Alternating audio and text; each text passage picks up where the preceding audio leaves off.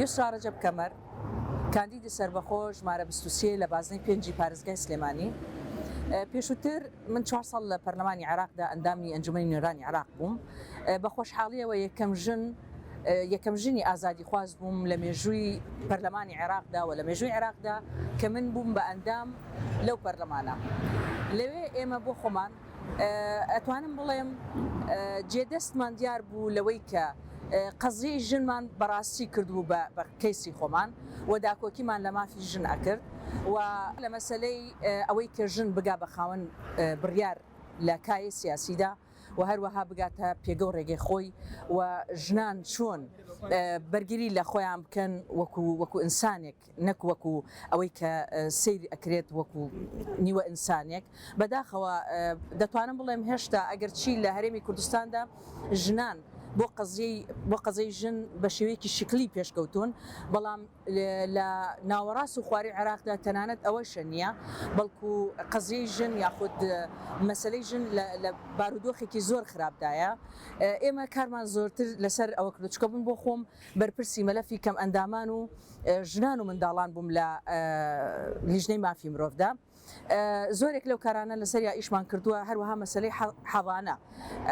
مناڵ ئایا لای دایکی بێ یاخود لای باوکی. ئێستا بەنیازن کار لەسەر ئەوە بکەن لە عێراق حەضانە مناڵ یعنی دایک پاشەوەی کە تەلاق وەرەگرێ منداڵ بە هیچ شێوەیەک لای دایکی نەبێ. ئێمە پێداگیریەکی زۆر شەڕێکی زۆر دەتوانم بڵێم شەڕێکی زۆرمان کردو لەو بێناوە. هەروەها مەسلەی ژنانی کەم ئەندامان کە مافی خۆیان بێت ئیشیان بەربکەوێ. ئەمانە هەمووی مەوزوعی ژن بوونە ئێمە گرتومانەتە ئەسوێ خۆمان. بەدەر لەوەیشە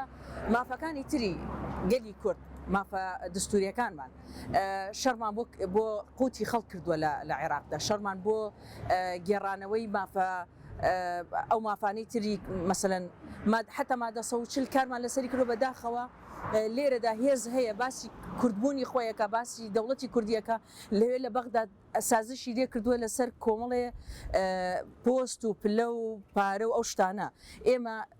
داکۆکی کاری ڕاستەقینەی گەل بووین، ئێمە لەسەر ئەوە کارمان کردووە و لەسەر گەڕانەوەی قوتی خەڵک ئیشمان کردووە، لەسەر گەڕانەوەی مافی مامۆسایان موچەخۆرانی هەرێمی کوردستان. ئەمانە هەمووی قەزیە بوونە ئێمە ئیشمان لەسەر کردو. دەرلەوە ئێمە کارمان لەسەر کارێکی زۆر مرۆیانە کرد، ئەویش فراهەمکردنی کورسیەکی پەرلەمانی بۆ کەم ئەندامان.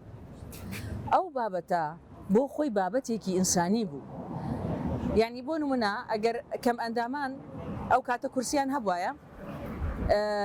طبعاً کاندیدەکەیان لە خۆیانە بوو، بەڵام بەداخەوە بە حکمی ئەوەی هێزی کوردی هەیە کە خۆی ئیشی باش ناکە، ئامادەیش نییە ئیش بکا بۆ گەل، لە ئاخر لەحزەیە کاریان لەسەر ئەوە کرد، زەختیان لەسەر سەرۆکی پەرلەمان کرد کە ئەو کورسیە بەری کەم ئەندامان نەکەوێت. ئەمانە نەکبوونەتە هۆی ئەوەی کە کەم ئەندامی هەرێمی کوردستان خێر لە خۆی نەبینێ، خێر لە سەروەتی ئەم وڵات ئەم هەرێمە نەبینێ. جارێکی تر بوون بە بەڵا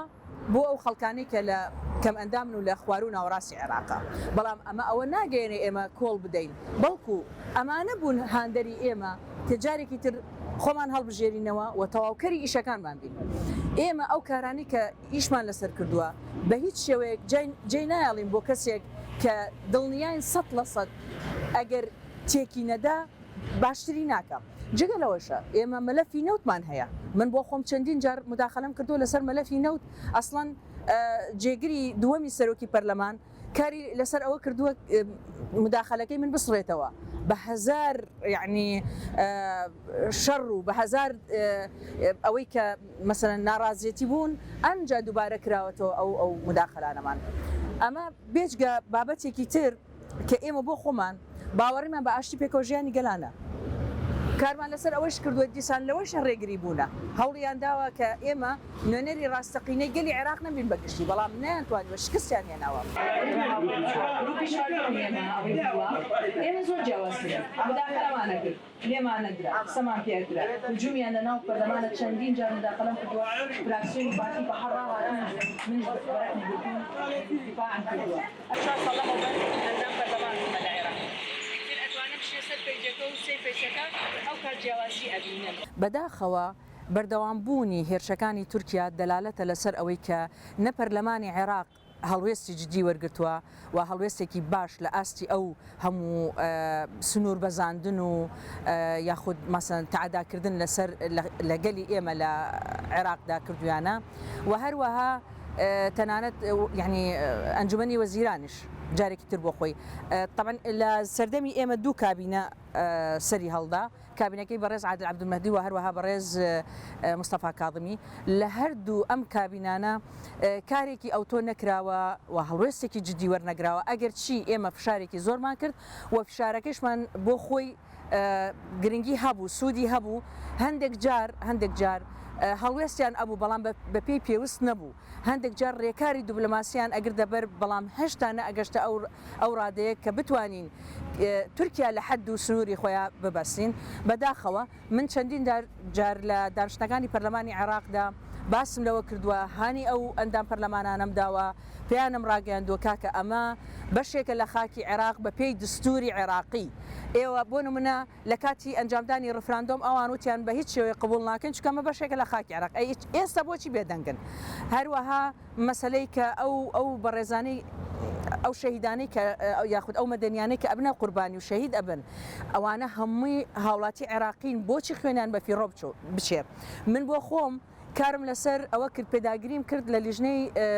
شەهیدان و زیندانیانی سیاسی من لەوێ زەختێکی زۆرم کرد کەوا ئەو لیژنە فەرعیانەی کە هەن لە عێراقدا لیژنەیەکی سەرەکی هەیە لە ناو عاسمەی عێراق کە بەغدادا پایتەختی عێراق و لیژنەی فەرعیمان هەیە لە هەموو محافزەکانە کارێکی وام کرد کە ئەوان تەنها ئەیانەویست طبعا ئەوان کێن ئەوان ئەندامەکەی پارتی دیموکرات فراکسیۆنی پارتی دیموکرات لە هەوڵی ئەوەدا بوو تەنها لیژنەکە بێتە هەولێر ئێمە کارمان لەسەر ئەوە کرد پێداگریمان لەسەر ئەوە کرد کە ئەبێ لیژنەی فەرعیمان لە دوهۆک و لە سلێمانیش ببێ و بالفعل یاساکە بۆ شێوە بوو کە خواستی ویستی گەلمان ئەوە بێت لە لیژنەی فەرعیمانش هەبێ بەڵام بەداخەوە قاضی ئەحمەد بۆ خۆی یەکێکە لە ئەو قازیانەی بەرپرسی مەلەفی قەرەبووکردنەوەی کوردانی ئەم باشوورەیە یاخود هەرێمی کوردستان ئەوانەی کە زەرریانیان لێکەوتە بۆ خۆی لێدوانی داوتی حکوومەتی هەرێمی کوردستان ڕێگریمان لێکا و نایەڵێ ئەسڵان تکت ببڕین و بینە هەولێر لە هەولێر دابەزین ئەڵێ بە هیچ شێوەیە قبول ناکەین و من بۆ خۆم مداخلەیشم کرد و بە جێگەری سەرۆکی پەرلەمانم وتم نازانم بۆ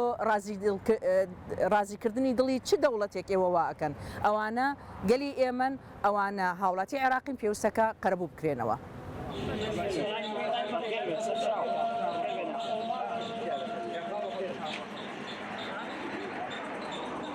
یعنی زۆر کەیس هەبوو گرتومانە ئەستۆی خۆمان و داکۆکیمان لێ ئەکرد مەسلەی خاک بەزاندن و مەسلەی داگیرکاری طبعاً بێگومان بەشێک لە خاکی هەرێمی کوردستان و هەروەها بێدەنگی حکوومەتی هەرێمی کوردستان و حکوومەتی اتحادی و جگەلەوەشە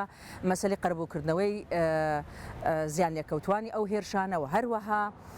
بابەتی جوتیاران مەسەن مستحقاتی مادی ئەو جوتیارانە کە تا ئێستا وەریان نەگرتووە و بێجگە لەوەشە مەوزوعێکی هەرە گرنگ بەلای منەوە هەیە کە کەیسی ژنانە و حەقی ژنان لە دەستوری عێراقی و هەروەها لە سڵتەی تەنفیزی لە عێراق ئایا تا چ ڕادەیەک ژنان پێگە و ڕێگەی خۆیان بێ خاوەن بڕیاری سیاسی بن خاوەن بڕیاری ئیداری بن بڕیاردەر بن نەک بڕیار بەسەریانە بسەپێنرێ و هەروەها مەسلەی کەم ئەندامان ئەمانە بۆ خۆی بابەت بوون هەمووی ئیشم لەسەری کردبوو و دەتوانم بڵێم بربەستێکی زۆرم بۆ ئەکرا خۆیان ئیشی باشیان پێ ناکرێەوە ناشێڵن خەڵک خزمەتی گەل بکە لێرەدا من بەڵێن دەدەم بە دەنگدەرانم کەوا تەواوکەری ئەو ئیشانە بڕۆم داکۆکی زیاتر بکەین و بچین نێڵین ئەوەی کە ئەو هەنگاوانەی کە ناومانە ئەوان تەواوەتی پوچەڵی بکەن بەڵکو ئێمە بێڵین بگاتە ئەنجام و هەروەها من بۆ خۆم بە شانازیەوە یوسا ڕەجەب بوو بە معارەزەی دوو کابینەی حکومی لە سەردەمی ئەوەی کە 4 ساڵ لە بەغداد بووم کابینەکەی عادل عەبدولمەهدی و کابینەکەی مستەفا کاظمی لەبەر چەند هۆکارێک یەک لەو هۆکارانە مەسلەی ئەوە بوو پشتگوێخستنیان بۆ ژنان لە کابینەکانیان ئەبینی زۆر بە دەگمەن ژنە بینرێ یعنی یەک ژن ئەگەر ببێت ئەوەی عادل عەبدولمەهدی ژنی هەرتیان نەبوو ئەمە بۆ خۆی بابەتی گرنگن بۆ ئێمە بابەتی مەبدەئین و ئێمە لەسەر ئەساسی ئەو بابەتە خۆمانمان جارێکی ترکاندید کردەوە بۆ ئەوەی بگەین بە ئەنجام. سپاس بۆ خوا گەلمان زۆر هۆشیارە و متابعەیەکی باشی ئیش و کارەکانمان ئەکەن لە پەرلەمانی عێراق بۆیە لێرەدا دەستخۆشی لە تەواوی ئەو خەڵکە بەڕێزە ئەەکەم کە ئەو شار و شارۆچکانی کە سەردانیمان کرد زۆر بە جوانی هاتنە دەم بانگەشەکەمانەوە و ئەگەر چی دیسان جارێکی تر بۆ خۆیان يعني اعترافەوە کە ئەڵێن زەختێکی زۆری دەسەڵات هەیە بەسەرمانەوە بۆ ئەوەی مەسەرەن کۆمێنتت بۆ نەنووسینیا نێنە دەمتانەوە سەرباری ئەوە هەبوو ئامادە بوو ئەو ئێمە ئامادەین بە خوێن بە گیان بە ڕۆح يعني پشتیوانی بکەین ئێمە لێرە داوە جارێکی تر بەڵێنیان پێ ئەدەین کە ئێمە لە ئاست متمانەی ئەوانە بین و سوپاسیان ئەکەین کە ئەوان متمانەی خۆیان بە ئێمە ئەبەخشن. خزمەتان شایستەی و خزمەتنی دەتوو باش ئەو گەلە بەخێو بکە بزانە وەسفتەکەم شەڕت بۆ کەم یانە من لەوێ نوێنەرایەتی گەلەکەم نوێنەرایەتی حکومەتی هەرێمی کوردستان ناکەم من تۆ دەنگ بە منەدەی